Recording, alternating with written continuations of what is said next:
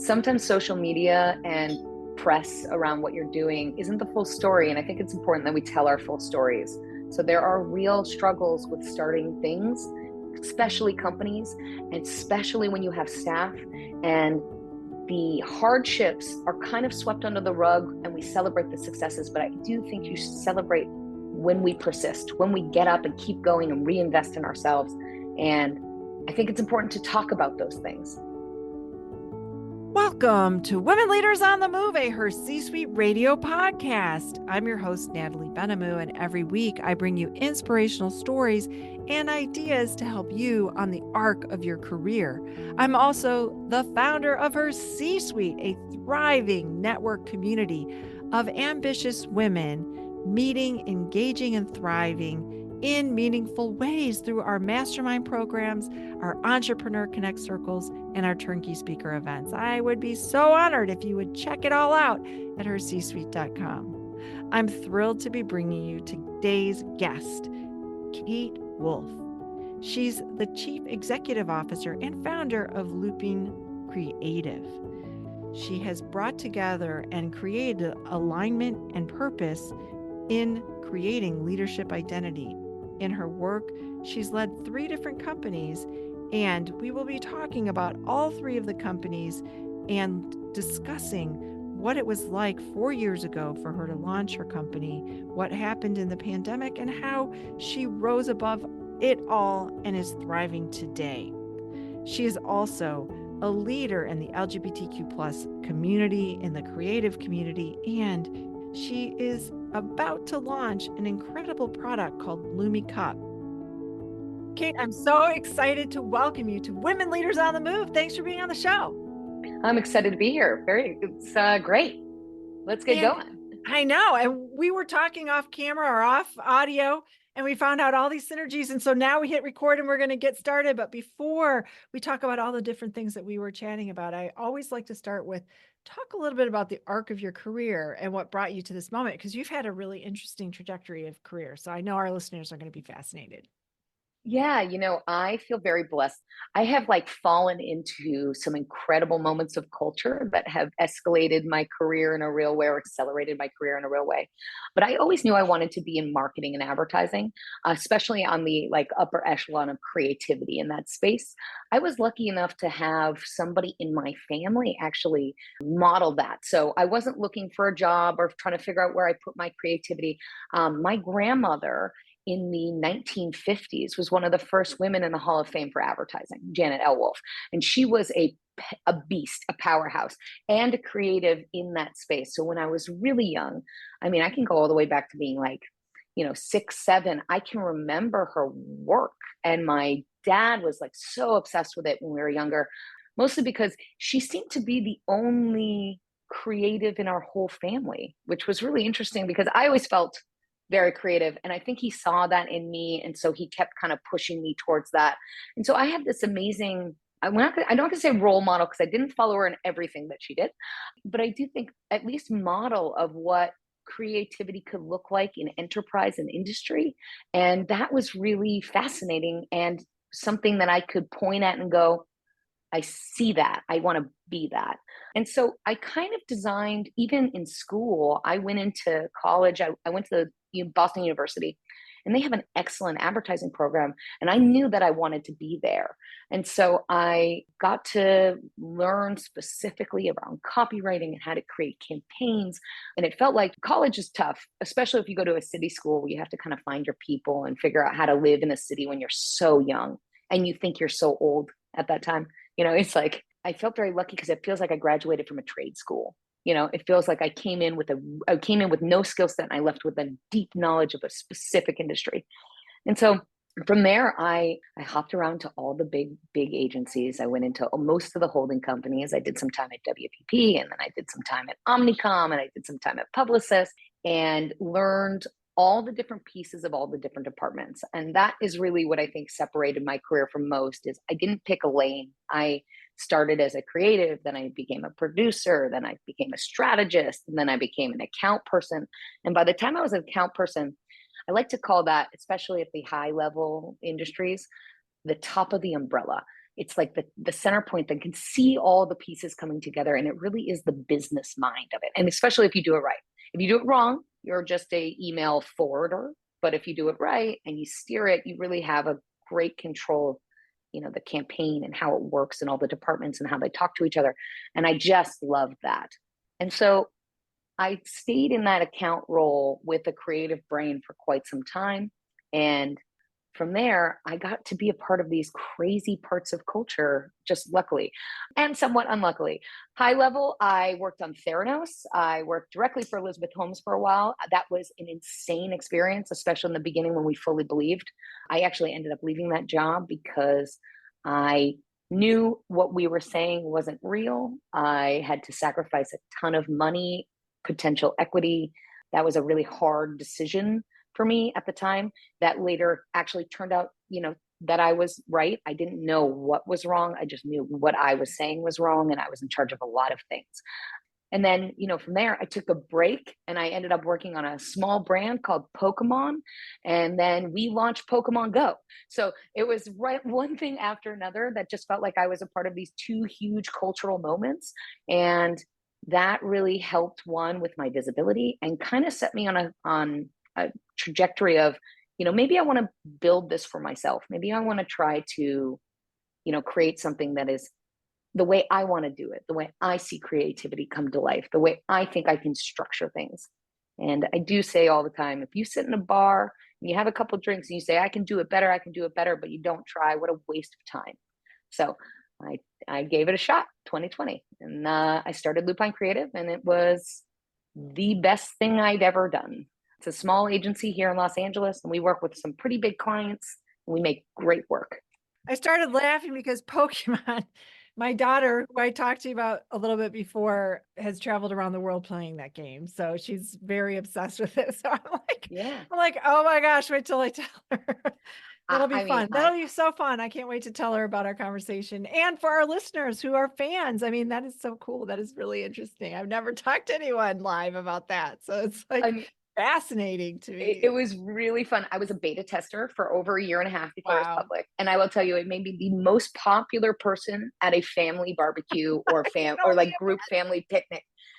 I would gather all the kids and I'd be like, okay, let me show you something crazy. And I'd pull up the app and I'd like let them play on my Oh phone because I yeah. had, Yeah. years before it came out. I was very popular with like 8-year-old boys and 8-year-old girls, huge fans. So cool. I love it. And now, in addition to your creative agency, you have other companies. And we were also talking a little bit about this and starting companies and being an entrepreneur and getting funding and bootstrapping one thing and then getting funding for other things. And I don't know that people really understand the ins and outs of that and deciding even, am I going to be an S Corp? Am I going to be an LLC? Am I going to be a C Corp? Right? What does it look like? Talk to me a little bit about your companies, and each one is a little different, like in terms of how Yeah. you've structured them, which I think is really interesting too. Yeah, so the first one was Lupine Creative, my first real company. When I was younger, I used to start all these shell companies. One of my best friends gave me this beautiful glass blown shell that sits in my office. And it's a joke because I used to say, I have 12 shell companies. But when I was younger, I always wanted to start something. And I would make devil sticks and sell them outside of the ferry of Martha's Vineyard. I had a fake babysitting website where I would send my friends out and get them CPR certified. I had a shoe company in college, but my first real business was Lupine Creative.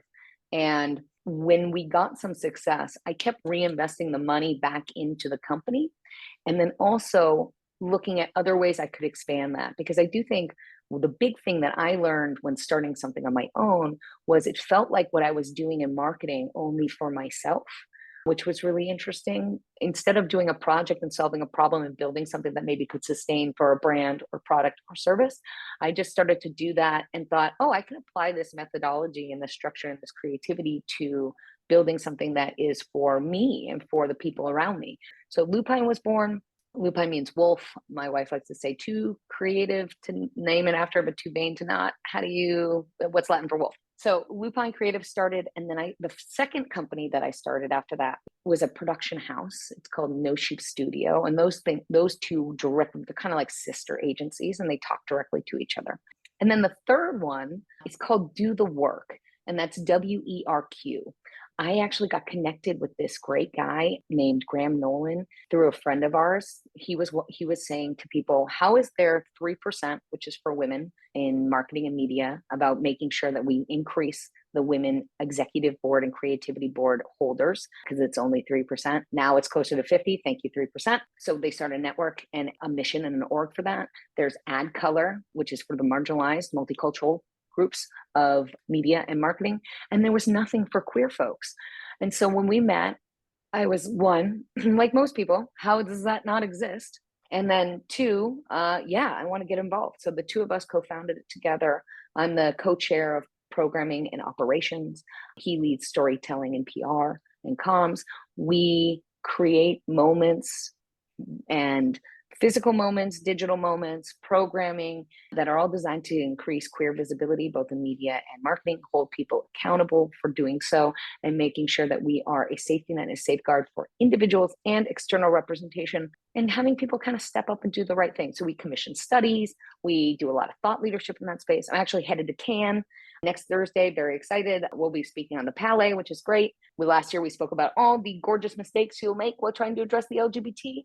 And this year we're doing Working the System, a queer eye on your KPIs. So it's going to be really fun, a good workshop for that. But I started that company, which is also an LLC.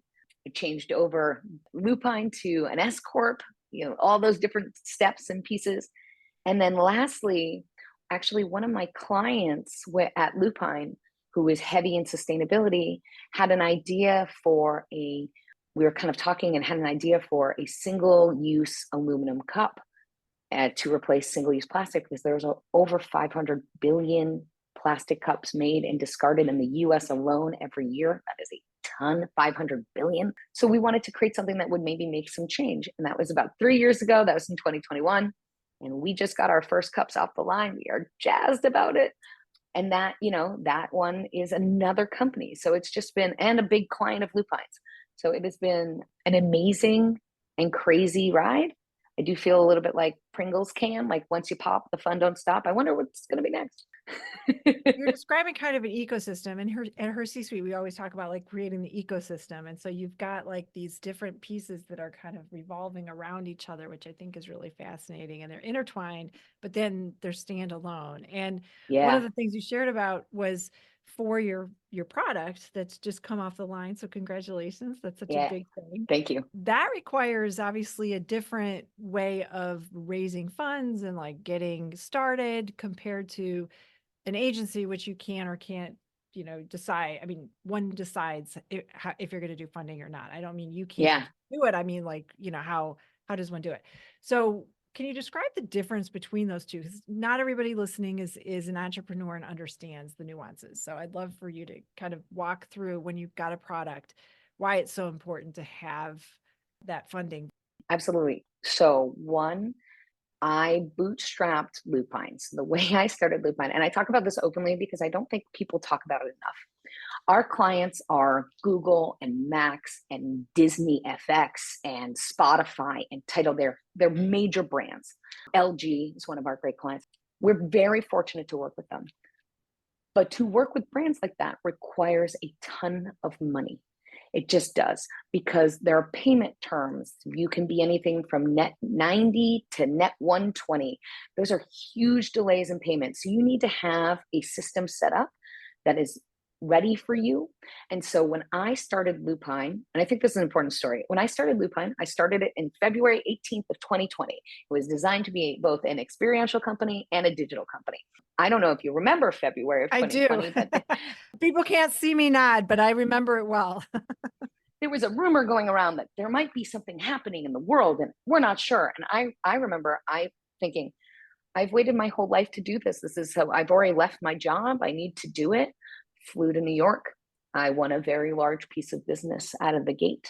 I had saved money for over 10 years to start it. I knew I wanted to fund it entirely on my own. And I got the contracts in place. I signed an over, a $1.5 million piece of business, like a huge piece of business, and hired some staff that I knew and loved and respected as some contracting work to start off.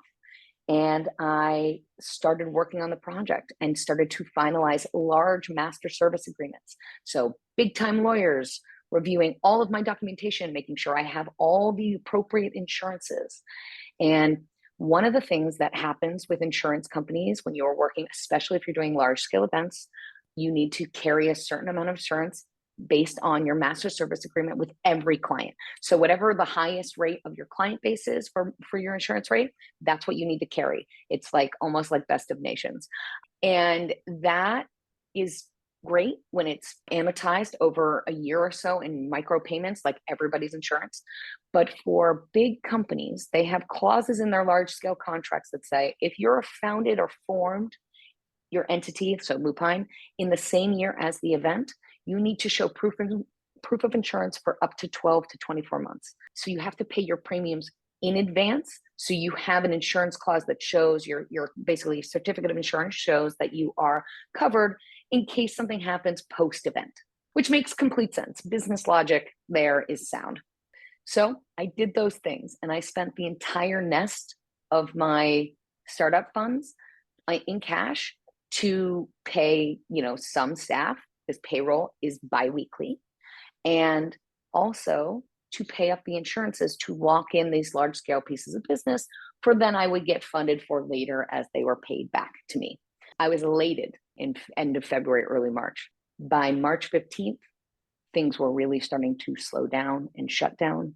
And by the third week of March, we were pulled out of that contract force majeure, and I lost our entire life savings. I lost my staff. I had to pay fully out. I did not get money back from the brand we were working with because it was acts of God, which is fair in the contract. How would we know? Force majeure. And I shut Lupine down. And I mean, talk about brutal. I call my next phase my Hunter S. Thompson phase. I took every master class there was. I was, drinking a fifth of bourbon and having a great time in my head till my wife said, enough, go out and pitch some more work. And I did do that. And I ended up pitching Max for, well, at the time, HBO, but now Max. I ended up pitching this piece of work for Digital Pride, and we won it. And that was talk about one of the greatest projects I've ever been a part of. It was so fun to figure out how to build a community platform for people to actually engage in and celebrate during a time where celebration was so hard. Because also, I don't know if you remember, June of 2020, also so hard for multiple reasons. With the protests happening, the Black Lives Matter movement, which was paramount and should be talked about more to this day. It was an amazing, amazing opportunity. But the way I funded Lupine to do that, is through credit card. I took out over $700,000 of credit card debt. And that's how I funded the whole company for the first year, which is an insane thing to think about. It requires an incredible risk. Obviously, I am now a points guru. So if anybody has questions about how to travel for free, I'm your girl. But that is how I had to self-fund it afterwards. And then post all of that, we are now very, very healthy. But service is a grind. And if you're an agency, you are service, and it doesn't scale. So you can't quickly scale a company like mine without losing creative control or direction or culture, because the quickness of it means people won't have enough time to be aligned.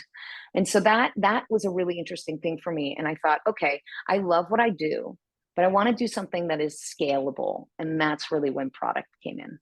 And that's when I thought, okay, let's make something that is, something that once we figure out how to make it, we can make it exactly the same way as many times over without changing or growing the personnel so much at the top leadership. Because in creative work, to grow, you have to grow your top leadership, which is your overhead. And anybody that runs a business will tell you the most expensive part of business is people. And as someone that bootstrapped my company, I can appreciate the commitment. It's not for the faint of heart. It is not. And I started in 2020 as well, although it was at the end. But the days that you're talking about, because I was in trade shows, I remember March 7th, I think March 7th, around then, like I had 1,000 shows going on. I got calls and it's like, we're sending the trucks back. The trucks are Yep. we're just gonna leave everything here, like unfinished. Everyone's just told to just like leave the building. You're like, what's Yeah. supposed to happen to these assets that are like sitting there? Like they weren't even able to like, sometimes we weren't even able to take them down, right? Because they were just like, oh my God, we have to just get out of here. And it was just deer in the headlights. But I mean, I can only imagine 6 weeks in and you having done all that had to Yeah. have been just a total, my heart goes out to you because that would have, I lived it in a different way, but not that way. So that's amazing. Yeah. It felt a little bit like the energy. If you ever see like a cliche moment in a Vegas casino where somebody, doubles down, doubles down, doubles down, hits blackjack, and then says, let it ride, and then loses all of it. It felt a little bit like that. I am thankful that my wife is a physician and was working in LA County. So she's a frontline worker, specifically at a very, very big and real hospital for COVID. And so she was on the COVID ward during this whole time. So I feel lucky that I had perspective. I don't think I am a strong enough. I will give myself a lot of credit, but I don't think I'm a strong enough person that if I didn't have that mirror of perspective the entire time, I probably would have wallowed a lot longer. And because I had somebody that was, you know, money is money, lives are a different thing, so it was healthy for me to have that part or that perspective in the room. But yeah, it was, I mean, terrible, absolutely terrible, but I Yeah. did learn a lot from masterclass. Yeah, I So know. I much. did a lot of classes too. And my analogy was I was the conductor on the Titanic. So I was playing the music. Yeah. And we were like doing digital transformation for our clients, but then behind the scenes, like everything is like falling apart. But Yes. like to the Keep client, playing. you're Yeah. just like, everything is fine. You're going to be fine. And I had to be the cheerleader to all the clients because Yeah. trade shows and I, led creative and the teams and I totally get it. So we have lots of things that we could talk about. But if people want to know more about the things that you're doing and especially Lumi, let's talk one more time about that because Yeah. I know that it's super exciting and I know our listeners are interested in sustainability. So where would they go to find out all the things and hear more about? We are going to be on market hopefully in the next few weeks to months. So, but we will be all B2B. So we're looking at large scale venues and travel and leisure, hotels and hospitality, things like that, and hopefully some college campuses. The objective is, so LumiCup is it came from a very simple idea, which is we can do this better. We can use a material that is fully recyclable. I don't know if you know much about aluminum, but aluminum is insane. It's infinitely recyclable. It's the second most common element or metal in the world. So there's an abundance of it. It uses only 5% of like the energy required to recycle it. So from its original make. So if I think the stat right now is like 72 to 75% of all the aluminum ever made to date is still in use because we are that good at recycling it. To basically downcycle it, it only takes 5% of the energy that it costs to make it in the first place.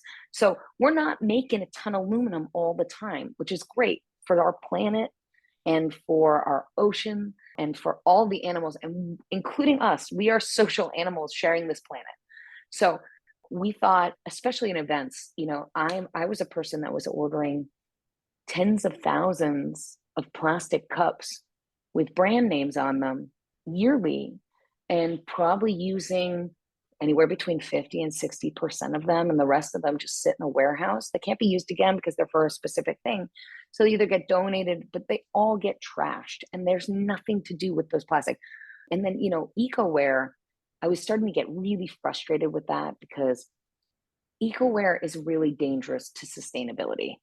It is clouded with misinformation and sometimes just outright lies for how it actually works. So in some ways, there are pieces of like greenware and ecoware and those kind of products that are made from compostable materials. Some of those products are not all, but some of them are actually worse than plastic in the end because we lack the systems to take care of them. We don't have the infrastructure for it.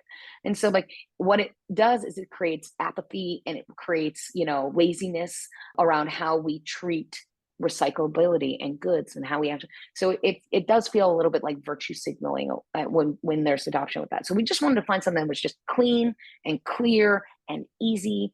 And thus was LumiTerra, which means aluminum earth, and the LumiCup, Lumi for short. And we make 4 sizes right now, 2 9-ounce cups, one that's kind of like a squat. It looks like a classic wine cup. And then one that's a little bit tall, more thin, like a flute. And then we have a 12-ounce and a 16-ounce. And I'm proud to say I have one of the 16 ounces. I can't show you, but I have them directly in front of me, and they are amazing. And you can crush them like a can in your hand. They're very lightweight. They're designed to be recycled. So good. So good. So Yeah. many things. Like I said, I could talk to you forever. It's been such a delight to hear about all the things that you've done and your journey. If people want to find more about you, because you've got multi businesses and all the things, what's the best place for them to go to find you? The fastest way to find me is probably Howl at Lupine Creative. That's Howl, like at the moon. And then on Instagram, I'm pretty active, and same with LinkedIn. Those are my channels. So either Lupine Creative or the LumiCup or Do the Work, all of those, WERQ, they'll all lead to me, as well as, my personal handles, which is Kate Wolff or KWolf08. And yeah, I would love to connect with folks. I am a strong believer that, you build your networks and connective tissue. And if you put good out, good comes back. So, the more people I've met, I wouldn't be here without all of the people changing the way I think around the world. Every person that I'm in contact with helps the collective conscious that leads us to this conversation, which I've loved. Amazing. Thank you so much for being on the show today. I've really enjoyed it. Thank you. Yeah, of course. Thanks for having me. Thank you for spending your time with us today. I hope you got as much out of this conversation as I did. I really enjoyed speaking with Kate. And if you're an entrepreneur, we have programs just for you, including our mastermind program as well as our Entrepreneur Connect circles. I hope you'll visit us and learn more. If you found this episode helpful, I would be so honored if you would rate and review the show. It really helps people find us, and it spreads the word on how we can all empower and advance women together. Keep shining your light bright. The world needs you.